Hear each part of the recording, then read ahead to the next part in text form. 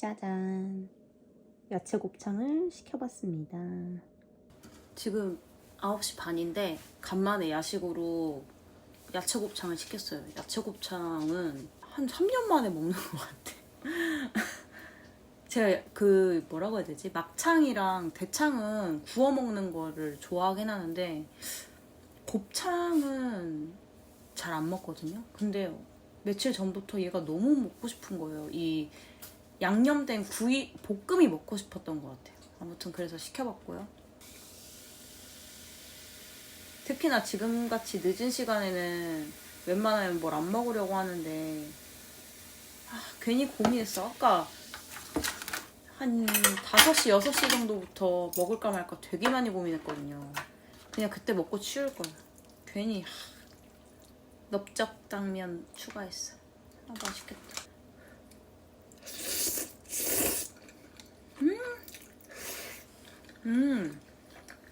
제일 매운맛으로 시켰는데 별로 안 매워요. 곱창 자체를 거의 안 먹으니까 어디서 시켜야 될지도 모르겠는 거예요. 그래서 그냥 제일 가깝고 후기 좋은 데서 시켰어요. 보통 시켜도 저는 순대볶음을 시키거든요. 곱창보다는 순대를 먹어서. 근데 오늘은 곱창. 곱창, 양배추.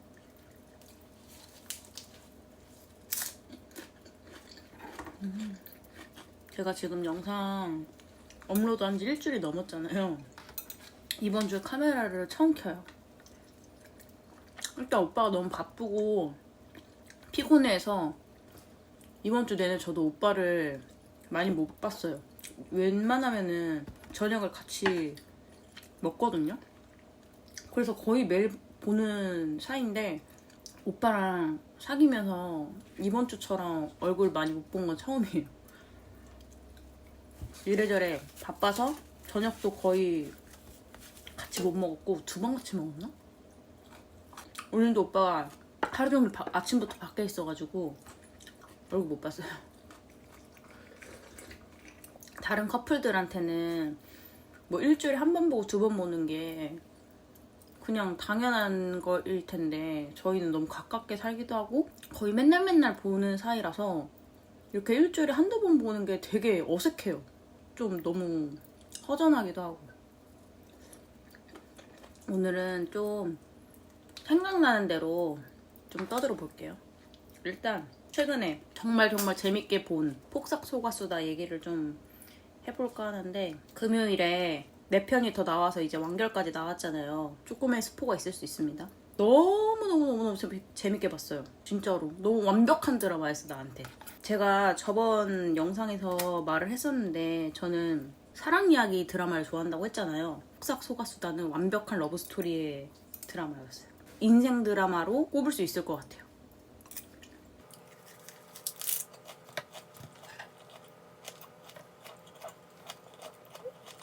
근데 요즘 깻잎 비싸요?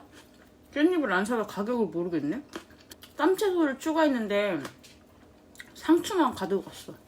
아무튼 폭삭 속았수다 얘기를 해보자면은 약간의 스포가 있을 수 있습니다. 초반에는 하나도 안 슬펐어요. 그 엄혜란 배우님이 나왔을 때 사람들이 엄청 울었다는 얘기를 저희가 많이 들었거든요. 매화 오열하느라 힘들었다 이런 후기를 많이 봤는데 저는 그런 건 사실 하나도 안 슬펐고 11화, 12화부터 매화 울었던 것 같아요. 그 11화, 12화쯤엔 금명이가 첫 남자친구랑 결혼 준비하면서 결국에는 이제 파혼을 하게 되잖아요. 그러면서 둘이 진짜 이별하는 그 과정에서 서로 놓지 못하고 특히 남자가 이제 금명이를 못 놓잖아요 막. 근데 어쩔 수 없이 이제 마지막으로 이별하는 그 장면, 금명이가 쓰레빠 신고 나와서 한겨울에 이제 진짜로 이별을 고하는 그 장면에서 그 가슴이 너무 아프더라고. 그때 막 눈물이 많이 났어요. 그리고 예순이 엄마가 돌아가시기 전에 시어머니 찾아가가지고 예순이가 인생에 딱 한 번 힘들다고 찾아오면 도와주라고 당부하는 그 장면에서 많이 울었고, 그때 이제 엄마가 고아로 남겨진 딸이 너무 불쌍하니까 걱정되고, 그래서 이제 비빌 곳이라고는 이제 친할머니밖에 없으니까 당부하는 장면이 좀 많이 가슴이 아팠어요.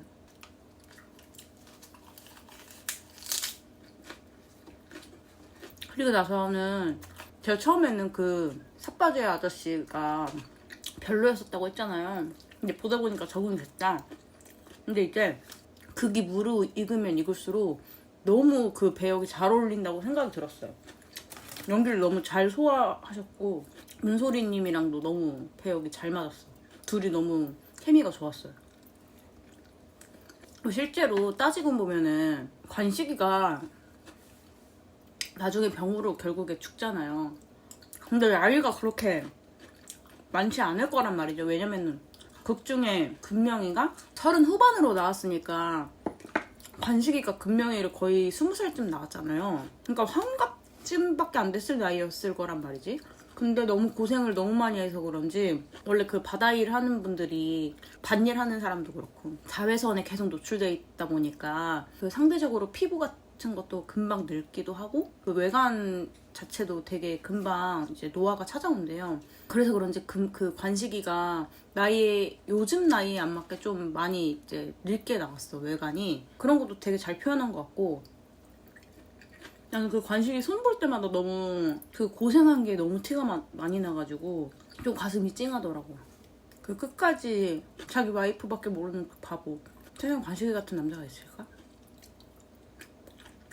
제가 사실 곱창 안 좋아한다고 했잖아요. 지금 곱창보다 야채랑 당면 위주로 먹고 있어요. 앞으로 이제 후반부로 갈수록 관식이가 암에 걸려가지고 근데 병원 왔다 갔다 하면서도 끝까지 이제 자기 와이프를 걱정하잖아요. 자기가 없이 이제 와이프 혼자 살아야 되니까. 그런 것도 너무너무 슬펐어. 저랑 오빠는 나이 차이가 꽤 많이 나는 편이잖아요. 8살이니까 꽤나 많이 나는데 저도 오빠한테 그런 얘기를 많이 하거든요. 나중에 꼭 오빠는 나보다 늦게 죽어야 된다고. 혼자 남겨지는 게 너무 무서워서. 그게 물론 당연히 사람 맘대로 안 되는 일인 건 알지만 너무 무서워. 간식이도 아마 그런 마음이었겠지. 너무 걱정되고 염려되는 마음. 그리고 제가 많은 사람들이 인생 드라마로 뽑는 드라마 중에 나의 아저씨가 있잖아요. 근데 저는 나의 아저씨를 처음에 봤을 때 그렇게 큰 감흥이 없었어요. 이게 왜 인생 드라마일까? 별로 저한테 와닿는 것도 없고 너무 드라마 자체가 우울하게 느껴져서 별로다. 이 사람은 나랑 안 맞는다 생각을 했거든요. 근데 제가 그 작가님이 쓴 드라마를 거의 다 봤단 말이에요. 올드미스 다이어리도 제가 진짜 재밌게 봤었고 또 외형도 되게 재밌게 봤어요. 근데 나의 아저씨가 너무 재미없게 느껴졌고 그 다음에 봤던 게 그 추앙해요. 그 드라마 이름이 뭐더라? 나의 해방일지. 그것도 너무 재미가 없는 거예요.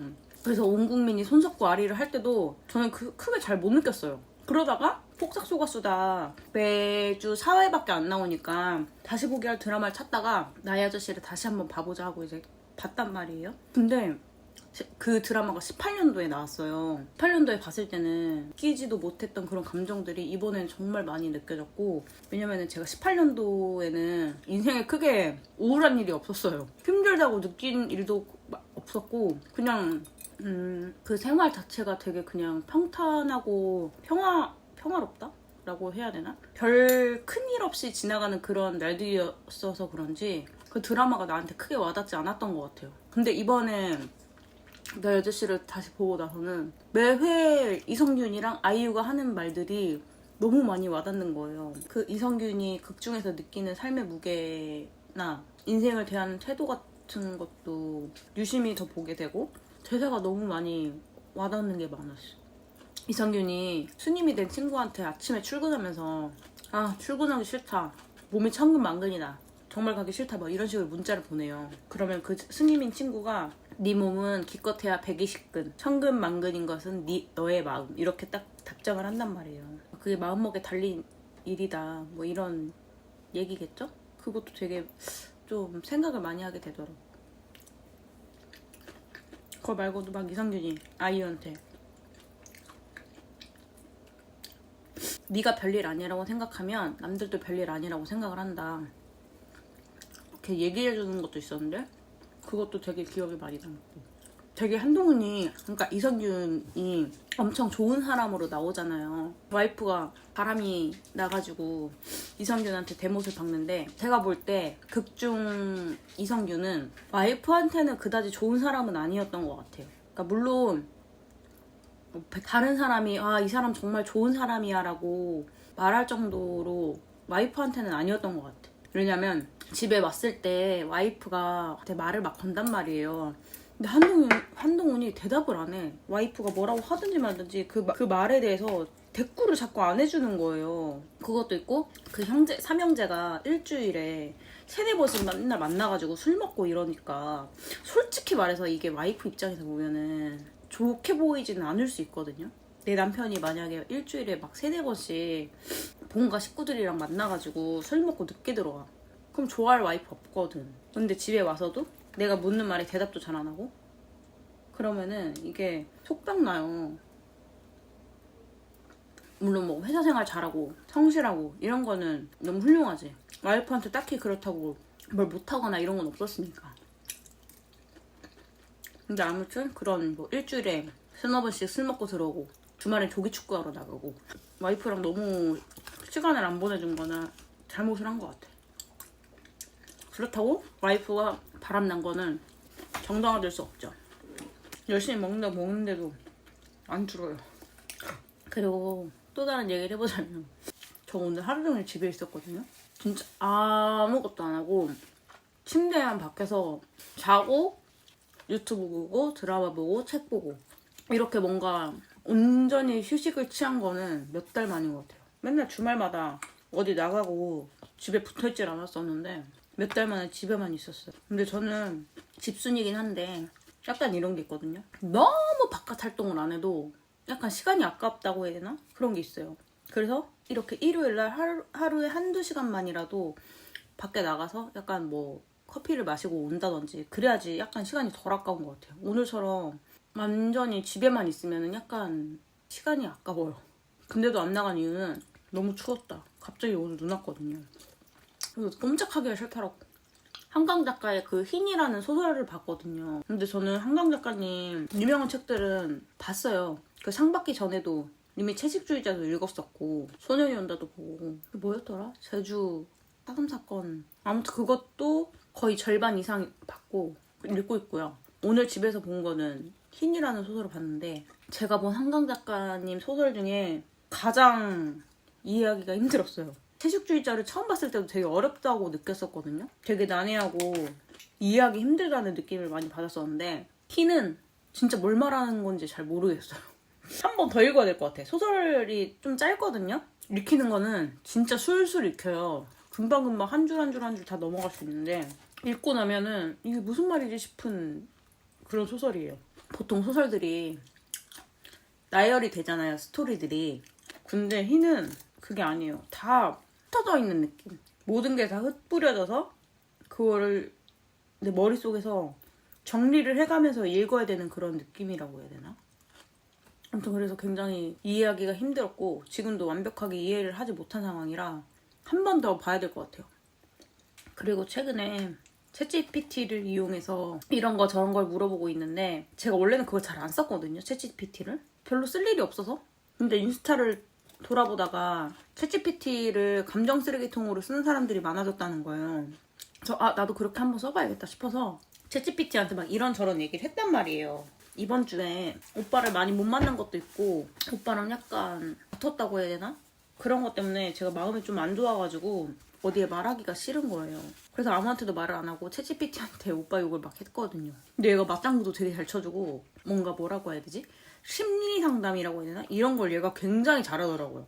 제가 어떤 부분에 대해서 힘들어하는지 얘가 파악을 하고 어떻게 하면 좋지 않을까? 막 이런 식으로 조언도 해주고, 사람들이 왜 얘를 감정 쓰레기통으로 쓰는지 알겠다 싶었어요. 그리고 한동안 챗GPT한테 사주 보기 이런 것도 유행했었잖아요. 그것도 생각나가지고 물어봤어요, 얘한테. 근데 챗GPT가 사주를 정확히 모르는 것 같아요. 왜냐면은 제 생년월일을 말했는데 제 일주가 을축일주거든요. 근데 얘가 잘못 말을 하는 거예요. 그래서 내가 야 너 그거 아니야. 나 그거 아니고 나는 을축일주야. 이랬더니 아니라 그러는 거예요. 내가 잘못 알고 있으니까 똑바로 알아보라는 식으로 얘기를 하는 거여서 아니야 네가 지금 잘못 알고 있는 거다. 다시 해라 했는데 아니래. 자꾸 나한테 뭐 음력 생일인지를 다시 알아보래요. 근데 확실히 알고 있거든요. 저는 제 그 만세력 사주 보면은 연주, 일주, 월주, 뭐 시주 이렇게 있어요. 8글자가. 근데 저는 그 8글자를 알고 있어가지고 걔한테 차라리 그걸 다 불러줬어요. 내 연주가 이거고 일주가 이거고 막 이러면서 8글자를 알려줬어요. 그랬더니 아 그러면 내가 거기에 대한 해설을 해주겠다 하면서 이제 그걸 알려주더라고요. 내 사주의 특징이 뭔지 뭐 장점이 뭔지 단점이 뭔지 뭐 이런 것도 막 말해주고 오빠 것도 제가 알려줬어요 얘한테. 근데 오빠 사주가 좀 특이한 게 그 토가 6글자거든요. 사주가 8글자인데 그 중에 6글자가 흑이니까 저는 그런 사주가 좀 궁금한 거예요. 이런 사주의 특징이라던가 장점 단점이 뭘까 궁금해서 물어봤어요. 그랬더니 얘가 토가 많은 사주의 특징을 막 이렇게 쫙쫙 말해주고 오빠가 가진 글자들은 이런 거라서 이렇다 막 이렇게 구체적으로 좀 설명을 해줘가지고 그거 좀 이해가 되더라고. 실제로 오빠 성격이랑 좀 일맥상통한 그런 부분도 있었고. 근데 오빠 같은 경우에는 뜨거움을 필요로 하는 사주래요. 화가 있거든요, 제 사주에. 화 자체가 2개가 있고 토도 저도 2개가 있는데 하나는 차가운 거고 하나는 뜨거운 거예요. 근데 어쨌든 화기운이 저한테는 따지고 보면 3개가 있어가지고 오빠한테 보완이 될 수가 있다. 그래서 궁합적으로 봐도 100점 만점에 85점 정도 되는 궁합이다. 괜찮다 이렇게 얘기해줘서 그것도 그렇게 좋게 말해줘서 고마워 말해주고. 이제 재테크 같은 것도 제가 뭐 물어봤어요. 그 사주 얘기 나온 김에 네가 볼 때는 이런 사주를 가진 사람이 재테크하면 괜찮겠니? 물어보니까 어떤 부분은 뭐 어떻게 활용을 하고 이런 부분은 이렇게 뭐 조심을 해라 이런 것도 되게 자세하고 꼼꼼하게 알려주고. 내가 그러면은 투자하기 좋은 달이 언제야 물어보니까 달도 알려줬어요. 피해야 되는 달도 알려주고. 예를 들어서 뭐 7월, 뭐 10월은 무슨 기운이 들어와 있어서 너 사주상이랑 잘 맞다. 그때 수익화를 하는 게 좋다. 무조건 분할 매도를 해라. 뭐 이런 식으로까지 자세히 알려주고 어떤 다른 피해라. 그 달은 무슨 기운이 들어와서 손실을 볼 수 있다. 뭐 이러면서 피해야 되는 달까지 꼼꼼하게 알려줘서 그것도 좀 신기했어요. 친구가 그러더라고요. 챗GPT가 무료일 때는 똑똑한데 돈 내면 더 똑똑해진다고. 근데 그게 한 달 구독료가 3만 원인 거예요. 근데 사실 일반인인 제가 챗GPT를 뭐 그렇게 맨날 쓸 일도 드물기도 하고 3만 원까지 쓰는 건 오버한 것 같아가지고 그냥 하루에 정해진 대화 티키타카 할 수 있는 대화량이 정해져 있거든요. 그래서 그냥 그 정도만 하고 있어요 요즘은. 배불러. 결국 이만큼 남았는데 도저히 못 먹겠어 배불러서. 오늘은 생각나는 대로 주절주절 떠들어 봤는데요. 돌아오는 주에는 오빠 생일이 있어가지고 아마도 주말에는 좀 맛있는 데 가서 밥도 먹고 아마 다음 주엔 꽃도 좀 필 것 같아서 꽃 구경도 좀 가보려고요. 그때 영상 좀 담아올게요. 그럼 안녕.